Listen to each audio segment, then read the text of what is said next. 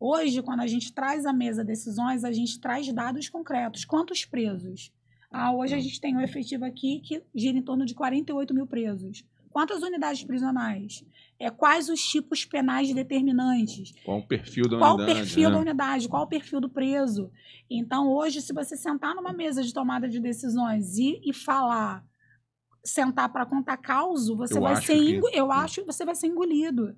Então, a gente senta para discutir e ver que o perfil do preso mudou, o nível de encarceramento feminino mudou. Na COFENSE, às vezes eu sentava e as pessoas, não, que a mulher acompanha o marido no crime. Não, gente, isso ficou lá em outra década. Então, assim, hoje a mulher ela é participante ativa do tipo penal. O tipo penal mudou. Então, o tráfico de drogas, mas há uma incidência absurda nos crimes contra o patrimônio. Eu estava dando uma olhada hoje no giro estatístico. Então, a população, esses crimes, a gente tem um crime contra o patrimônio e o crime contra a pessoa quase pareando.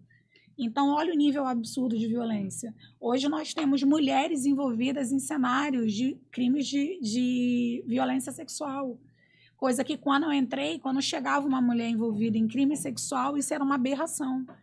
Hoje a gente tem um número significativo dentro do universo feminino de presas com cometimento de crime sexual. Então, como que você cria políticas públicas se você não entender os números? Então, assim, eu gosto muito de segurança pública. Eu gosto do sistema prisional dentro do pensamento de segurança pública. E aí você vai pensar dados, você vai criar políticas de atuação. Normalmente as pessoas falam assim para mim, Andréia, qual o público mais difícil? Eu tenho medo daquele tipo penal criminoso, homicidas. Mas é engraçado que os crimes de homicídio envolvem presos de maior nível de escolaridade. Então, dentro do universo feminino, o nível de escolaridade é alto. Então, essas presas conseguem sair do universo criminoso até com mais facilidade do que as com menos pena, que são as que envolvem o crime de tráfico de drogas. Mas por que, Andréia? Essa do tráfico de drogas, o nível de reincidência dela é maior.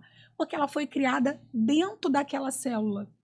E aí não é um tipo penal que foi cometido. O universo dela é aquela célula, que às vezes é a favela, né? Então, olha como é que é complexo você tomar uma decisão.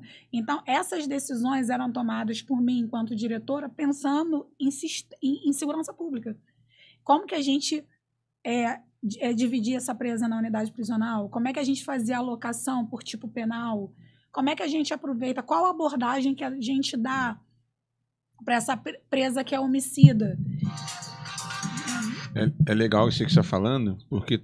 Galera, todos esses dados são públicos. Isso. Você pega em sites do DEPEN, Ministério da Justiça, Atrás da Violência, em outros. E dificilmente as pessoas têm essa curiosidade, né? Se dá um Google ali, você consegue achar tudo isso. Hoje eu dei uma olhadinha antes de vir para cá. E o que acontece? A gente continua repetindo paradigmas que não existem mais.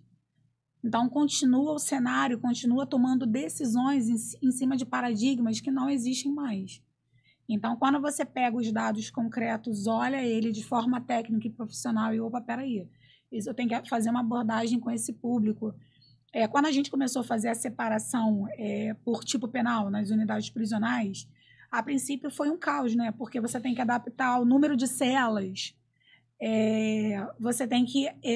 às vezes tinha mais vaga num local, menos em outra.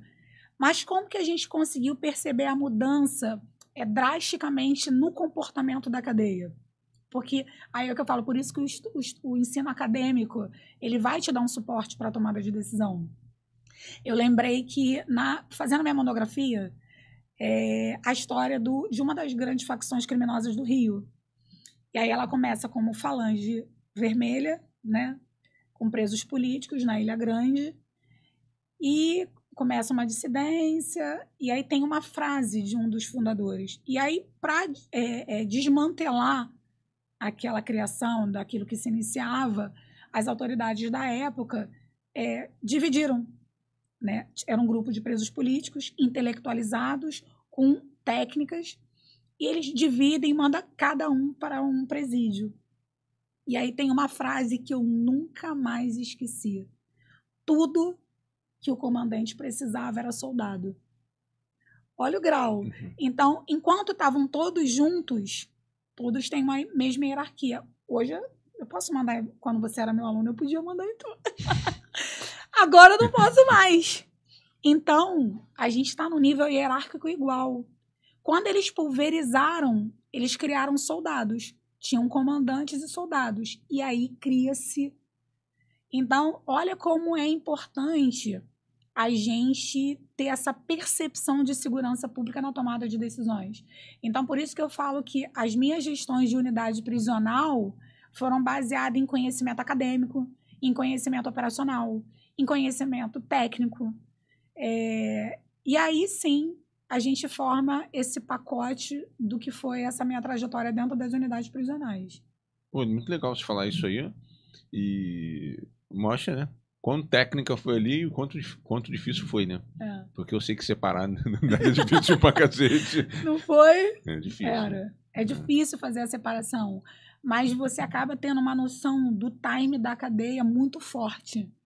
Então, quando a gente conseguiu separar, mas é o que eu tô falando, não é para toda unidade prisional, porque ela precisa de uma estrutura. No JF, por que a gente conseguiu? As celas eram menores. Então, eu não perdi a cela. Hoje eu não tenho como pegar uma cela grande e fazer isso, porque eu perco vaga. Mas como eram celas pequenas, eu conseguia ir alocando. Remanejando. Eu conseguia remanejar e eu não tinha perda significativa de vaga, eu não tinha perda. Mas aí, depois daquela separação, eu consegui compreender o time da cadeia. Então, eu conseguia perceber presas mais violentas. Eu conseguia perceber presas com tendências ao descumprimento das normas. Eu conseguia separar presas com alto potencial de ressocialização, que queriam retorno para a sociedade, que se inseriam nos trabalhos da unidade prisional. Então, a questão da escola também. A questão da escola. Então, assim, para uma compreensão do universo prisional, para mim, foi uma experiência muito rica. E uma baita organização ali.